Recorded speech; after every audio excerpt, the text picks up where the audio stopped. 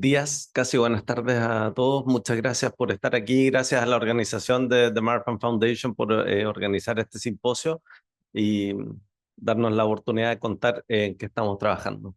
Les voy a contar parte de lo que hemos hecho en Santiago con pacientes que tienen Marfan y otras condiciones y lo que queremos hacer en el futuro y ojalá en colaboración y en continuo diálogo con todos ustedes. Eh, Le agradezco a los speakers anteriores porque esta introducción va a ser más o menos rápida. Nosotros sabemos y lo que entendemos como definición de enfermedades heredables del tejido conectivo es síndrome de Marfan con las manifestaciones que ya hemos discutido anteriormente. Sabemos que es causado por variantes patogénicas en el gen que codifica para la fibrilina 1. Sabemos también que lo que llamábamos el síndrome de Loeys-Dietz es en realidad síndrome de Loeys-Dietz en cualquiera de los subtipos o de las variantes, ¿ya? Y que es causado por variantes justamente patogénicas en cualquiera de los genes que están ahí escritos y que, como sabemos y discutió el doctor recién, causa que las proteínas de la vía de señalización del TGF-beta no funcionen bien. Y finalmente, como este tercer elemento en la triada, tenemos el síndrome de Ehlers-Danlos vascular, que como sabemos está causado por variantes en general, variantes con cambio de sentido, es decir, que cambian un aminoácido altamente conservado en el gen del colágeno tipo 3. Además de todas las manifestaciones musculoesqueléticas, oftalmológicas que hemos discutido, por supuesto, la que más riesgo genera en términos de riesgo vital y sobrevida son las que afectan al sistema cardiovascular. Y a partir de eso, efectivamente, nosotros hemos enfocado nuestro trabajo en Chile. Pero no sé si puede sacar mi imagen de allá arriba, pero lo que yo quería contarles es algo que ustedes conocen mucho mejor que nosotros como pacientes que viven y lidian con estas condiciones. Y es que cada paciente es único. Entonces, muchas veces nosotros cuando salimos a dar charlas, les contamos todas las características que debieran tener, entre comillas, o que debiéramos observar. Y la verdad es que cada paciente es un universo distinto y nosotros estamos enfocados justamente en entender por qué se produce esta unicidad en cada uno de estos pacientes, siendo que comparten la variante o comparten el gen que está afectado por una de estas variantes. Y les tengo dos historias que son reales de pacientes de Santiago. Si alguien en Santiago está conectado, les mando saludos.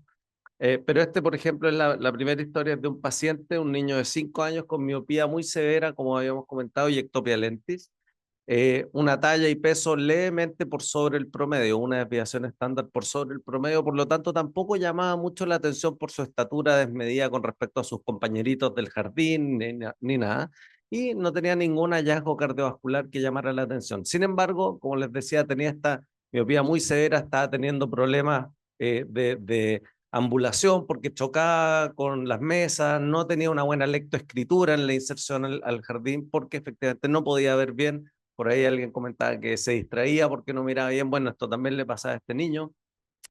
Pero resulta que, para que vean la importancia de la historia familiar, cuando se incorporó esta familia al estudio que estábamos llevando a cabo, nos dimos cuenta y el papá de este niño se empezó a recordar que efectivamente él también había tenido una miopía que había sido tratada quirúrgicamente a muy temprana edad y que después de eso simplemente siguió con su vida normal. Pero claro, cuando los incorporamos al estudio y les hicimos el diagnóstico molecular, es decir, el test genético, nos dimos cuenta que la variante venía efectivamente del papá y el papá comenzó a manejar su síndrome de Marfan. Ahora, lo interesante de esto es que este papá había llegado hasta sus 40, sus late 30s, hasta los 30 y tantos, sin ninguna manifestación cardiovascular. Y eso nosotros creemos que es digno de atención.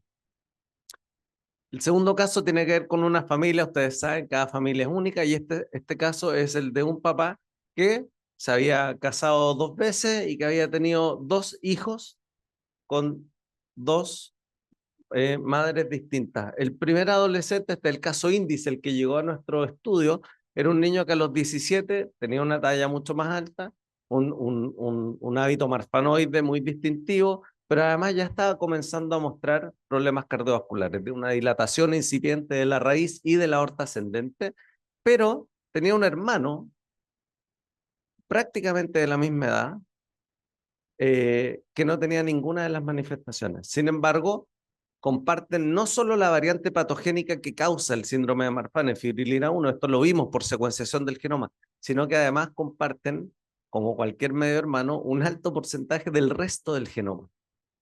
Y eso es lo que yo les quiero contar. Entonces, ¿qué es lo que hemos hecho? ¿Qué es lo que queremos seguir haciendo? Nosotros queremos encontrar familias con diagnóstico de enfermedades cerebrales del tejido conectivo lo más grandes posible. ¿Y por qué? Porque queremos ver, y lo hemos visto, lo hemos documentado, cómo en una misma familia podemos tener lo que nosotros hemos arbitrariamente, y ya les voy a explicar cómo lo hicimos, clasificado en un fenotipo cardiovascular, comillas, leve y comillas, más severo. Y la definición que adoptamos para pensar en que el síndrome de Marfan, en este caso, y otras enfermedades del tejido conectivo pueden tener distintas presentaciones, es simplemente la edad a la que el paciente tuvo su primer accidente cardiovascular.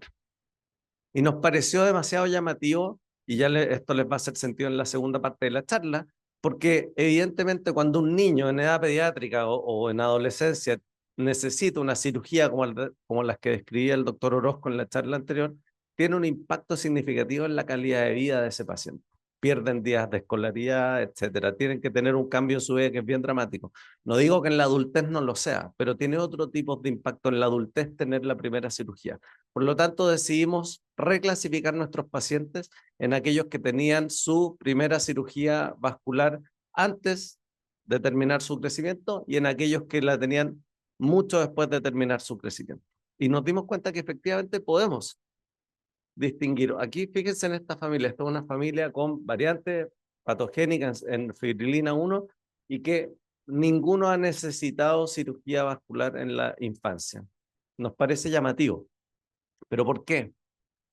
Bueno, primero que todo lo que hicimos fue, y perdonen, no pretendo que esta tabla la discutamos en profundidad, solo, primero que todo, cuando uno recluta pacientes y quiere entenderlo, y por ahí alguien también lo mencionó en una charla, lo primero que queremos estar seguros es que estamos entendiendo bien el fenómeno clínico que estamos viendo, las observaciones clínicas, y por lo tanto teníamos que corroborar que efectivamente todos ellos tenían la variante fibrilina 1. Y se ve lo que se ve en cualquier grupo de pacientes con enfermedades heredables del tejido conectivo y en particular el Marfan, que es que las variantes patogénicas están distribuidas a lo largo de todo el gen. Hay algunos lugares recurrentes en el gen y en la proteína que están afectados, pero en general vemos una distribución completamente aleatoria. Lo interesante, nuevamente, es esto, es la clasificación del fenotipo cardiovascular.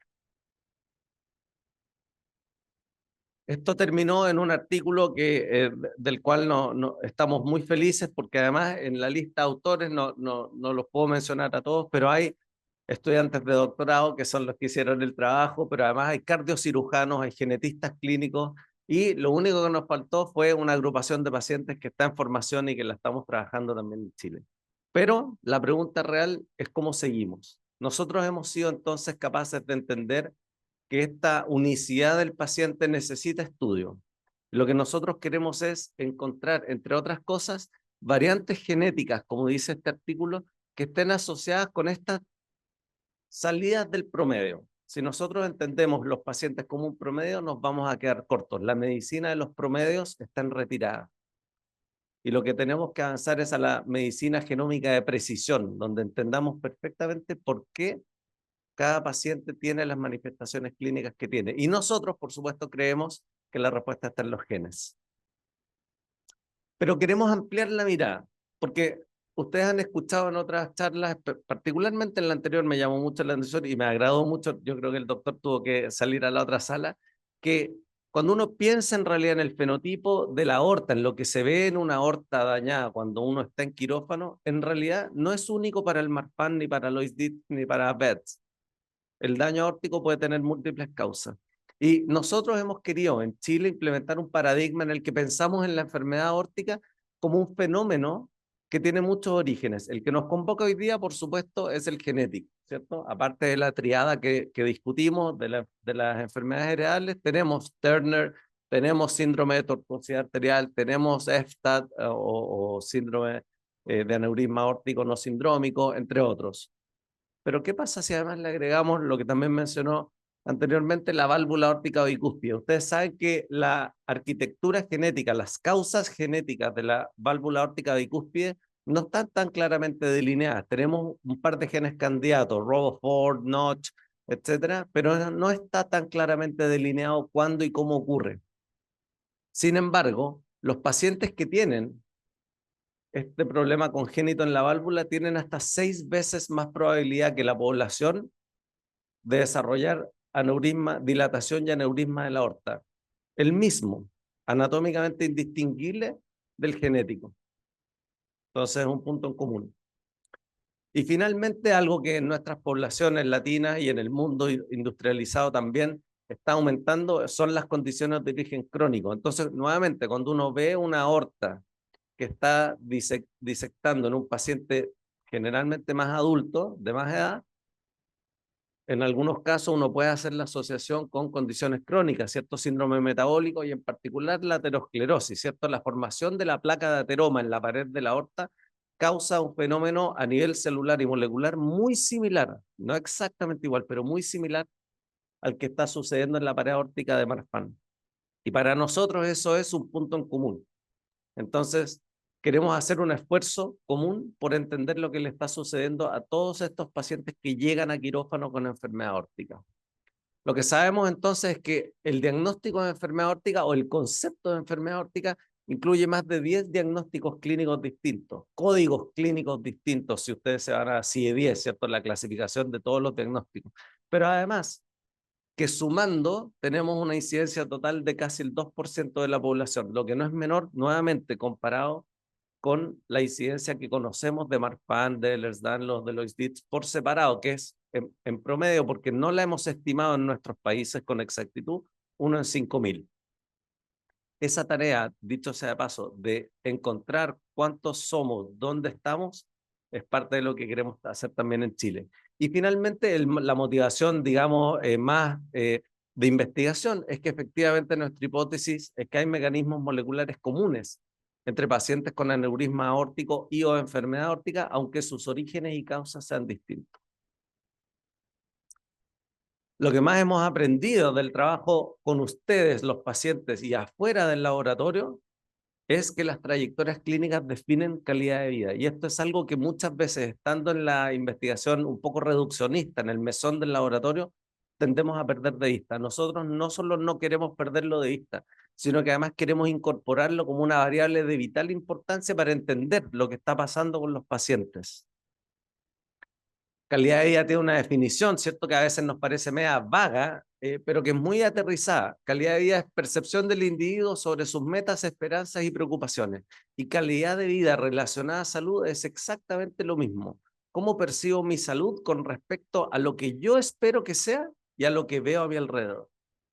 Nosotros queremos y entendemos que lo que vive un paciente con enfermedades heredables del tejido conectivo en su odisea sanitaria, desde que se da cuenta que hay algo que no anda bien, hasta que le dan un diagnóstico y hasta que lo acompañamos con un manejo clínico integral que lo satisfaga en sus necesidades, eso es una odisea real y toma años. Y eso además define e impacta su calidad de vida significativamente. Todo esto lo queremos incorporar para responder o para tratar eventualmente de responder esto. ¿Cómo prevenir las complicaciones derivadas de Marfan, Betz o LDS, Loeys-Dietz syndrome, ¿cierto? Eso nosotros lo queremos responder así. Hemos creado en una primera etapa el artículo que les mostré recién y queremos avanzar a un registro chileno de enfermedad aórtica. En este registro queremos reclutar pacientes y familiares con formas genéticas y no genéticas de enfermedad aórtica. Por supuesto, nuestro énfasis es en Marfan, Loeys-Dietz y Ehlers-Danlos, pero no solamente para ellos. Queremos en todos documentar aspectos moleculares y clínicos. Nuestro interés, yo soy genetista de formación, lo hemos conversado con algunos aquí, nuestro interés está en entender perfectamente por qué distintas variantes en fibrilina y en los genes causantes asociado a variantes en el resto del genoma causan lo que estamos observando en cada uno de nuestros pacientes. pero además queremos documentar sistemáticamente por primera vez, porque nunca se ha hecho, percepción de calidad de vida de los pacientes, de sus cuidadores, que en general son los familiares cercanos, y del personal de salud que tiene que trabajar con ellos, porque también tiene un impacto y sabemos, tal como lo dijo aquí el doctor Orozco, eh, sabemos que en los centros que más ven Marfan manejan mejor a Marfan. Y eso hay que documentarlo, porque es igual de importante. Esto es un esquema del estudio que queremos comenzar a implementar y para eso estaríamos felices de colaborar con quien sea que quisiera colaborar con nosotros, pero como ustedes pueden ver, en el ingreso, ¿cierto?, a los pacientes que en general ingresan cuando van al cardiólogo, cuando van a un especialista, lo que queremos es reclutarlos, pero además reclutarlos, como les decía, para un estudio cualitativo en los que los entrevistamos y documentamos, ¿cierto?, sus trayectorias terapéuticas, la percepción de su calidad de cuidado y de vida. Y por otro lado, lo que ya hemos hecho en el pasado con relativo éxito, que es documentar las variables, ¿cierto? Documentar el genoma, estudiar por qué un paciente con esta variante se operó con una aorta de tal diámetro. Eso nunca se ha hecho sistemáticamente, ni en Chile ni en otros países de Latinoamérica. Y solo así vamos a lograr entender que la guía clínica que dice 5,5 centímetros de diámetro de la aorta, ojo, puede que no aplique para todos los pacientes, puede que sea el promedio. Eso es lo que queremos discutir. No para pelear y poner nuestra firma, queremos discutir porque no queremos que se nos escape ninguna disección antes de tiempo. Ese es el objetivo. Perdón, creo que estuve en tiempo. Entonces, agradecimiento a la red de colaboradores que permiten esto, pero por sobre todo a la comunidad de pacientes, ¿cierto?, de Chile, Síndrome de Marfan Chile, y por supuesto a The Marfan Foundation por traernos a contar lo que estamos haciendo. Muchas gracias.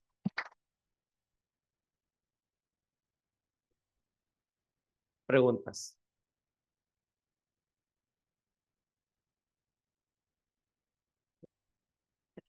Ok, yo tengo preguntas para todo el mundo. Ok, A eso vinieron, así que todo bien.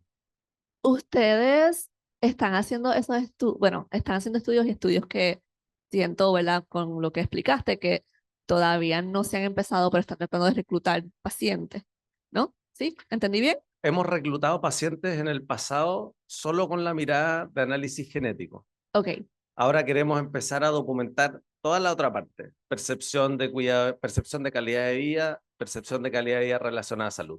ok, listo.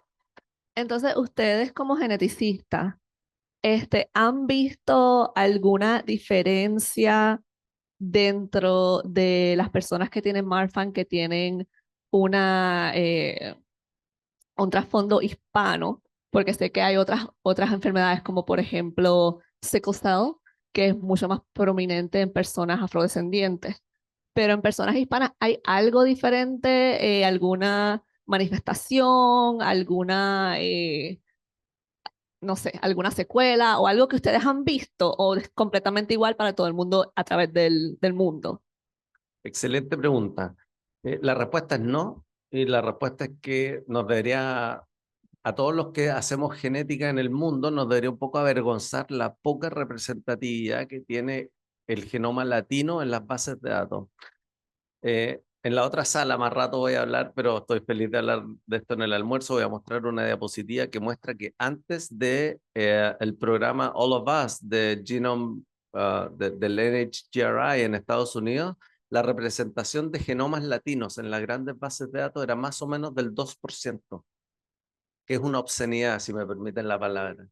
Eh, Desde ese punto de vista, para responder a tu pregunta, el impacto de lo que llamamos en genética la ancestría latina o hispana, o mesoamericana o andina, porque además lo que en las bases de datos se dice latino termina siendo ascendencia mexicana en Texas y grupos muy reducidos, a los cuales queremos mucho como latinos, pero no son los latinos. Ni siquiera sabemos qué son los latinos a nivel genético.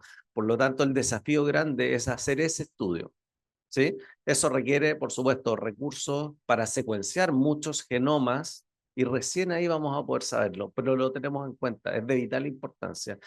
Dicho sea de paso, para alguien que se haya hecho un test genético, y le haya llegado la peor respuesta, que es una variante de significado incierto, o VUS, Variant of Uncertain Significance, eso en gran parte es porque no tenemos cómo entender el impacto de esa variante en el contexto del resto del genoma. O sea, somos una población única y eso es lo que queremos atacar. El doctor Izquierdo tenía otra pregunta, ¿no? Muchísimas gracias, doctor Calderón.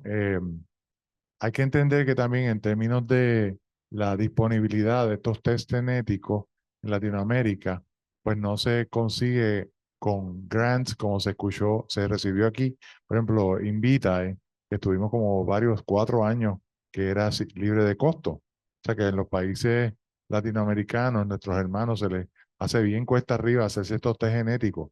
Otro factor es que desafortunadamente solamente 20% de los artículos se reciben en las revistas médicas indexadas. Y de ese 20% se podrán imaginar que una mínima parte viene del pueblo latino. Como dice el doctor, pues yo creo que es bien importante y en ese sentido yo exhorto a los aquí presentes a que nosotros podemos representar también un pool genético latino. En otras enfermedades hereditarias de la retina, las mutaciones que tenemos en Puerto Rico son muy distintas a las mutaciones que se encuentran en los latinos de Estados Unidos. Inclusive también en el síndrome de Marfan, nosotros reportamos unos pacientes que tienen una mutación distinta a la que la doctora Momeni, por ejemplo, en Estados Unidos conocía. Así que definitivamente yo creo que es responsabilidad de nosotros, los puertorriqueños, también representar, porque no solamente estamos los que vivimos en la isla, estamos también los que viven en los Estados Unidos continental. Y en el futuro yo quisiera llevar estos estudios también a las demás Antillas. O sea, Puerto Rico tiene que convertirse en líder. Y yo sé que con la ayuda de la Fundación de Marfan, pues podemos hacer eso para ser líderes y en el futuro lo vamos a llevar también a averiguar los genes en Cuba, la República Dominicana, etcétera. Y recuerden que la extracción también genética de nuestros países es distinta. Hubo cuántos viajes de Colón. Entonces los esclavos los traían de otro sitio. No es lo mismo los indios mayas que los caribes, que los taínos, que los incas. O sea que vamos a tener un bagaje de migración genética distinto, ¿verdad? Así que todas esas cosas impactan en la genética. Yo creo que definitivamente tenemos esa responsabilidad de hacer un diagnóstico más preciso de acuerdo a las mutaciones. Gracias, doctor. Gracias a ustedes. No sé si hay más preguntas. Sí, ahí. Según su experiencia, el síndrome de Marfan puede brincar generaciones. A ver, el síndrome de Marfan, Lois Dietz y Ehlers-Danlos tienen lo que se llama un modo de herencia autosómica dominante. Eso significa, y brevemente, porque los podría aburrir por horas, este es mi tema. Brevemente, ustedes saben que tenemos dos copias de cada gen, una heredada de mamá, una heredada de papá.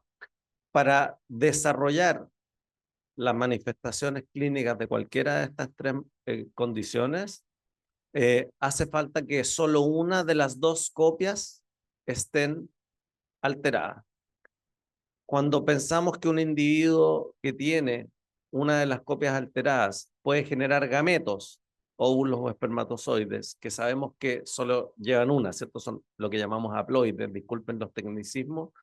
Entonces significa que un individuo con síndrome de Marfan tiene en la práctica la mitad de sus gametos con la copia alterada y la otra mitad de sus gametos sin la copia alterada, y eso se traduce en un 50% de probabilidades de que la concepción tenga o no tenga la variante alterada.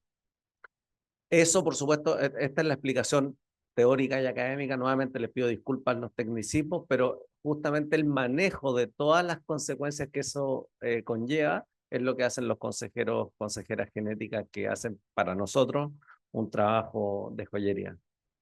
¿Lo expliqué con mediana claridad? Ahí hay otra pregunta. No sé, depende de Caitlin por el tiempo, ¿no? Pero sí. ¿Sí? It's up to you. ¿Y qué pasa si el paciente, en vez de dos copias de papá y mamá, tiene en el estudio genético tiene 4 copias del síndrome de Ehlers-Danlos, por ejemplo? De buenas a primeras no me ha tocado, no me ha tocado un paciente con eso, principalmente porque nosotros estábamos enfocados a buscar Ehlers-Danlos del tipo vascular. Sí, reconozco que he leído algunas descripciones de casos clínicos donde lo que se ha visto es una duplicación parcial de una región donde está un gen del colágeno, ¿ya? Pero además la familia de Ehlers-Danlos tiene una particularidad, y es que de 2 copias del gen, la molécula de proteína del colágeno se forma con 3 copias de la proteína. Y esto es muy interesante y lo podemos dibujar después en el papel, porque de 2 copias del gen se tiene que hacer una triple hélice, de lo que se deduce que cuando alguien tiene, por ejemplo, Ehlers-Danlos tipo vascular, tan solo 1/8 de las triples hélices de colágeno que están en los tejidos se forma sin la alteración estructural que causa la variante patogénica, la mutación. Y de ahí se desprende rápidamente la, entre comillas, muy entre comillas, la debilidad estructural de los colágenos. Por eso la piel se estira, por eso los órganos con lumen se rompen, por eso los vasos se rompen sin previa dilatación. Esa es la principal preocupación que nos llama con el Ehlers-Danlos tipo vascular. Pero respecto a cuántas copias hay en el genoma, la verdad es que no he visto el caso que menciona usted. Porfa, discutámoslo más rápido. ¿Alguna otra pregunta? ¿Estamos bien? All right. Thank you.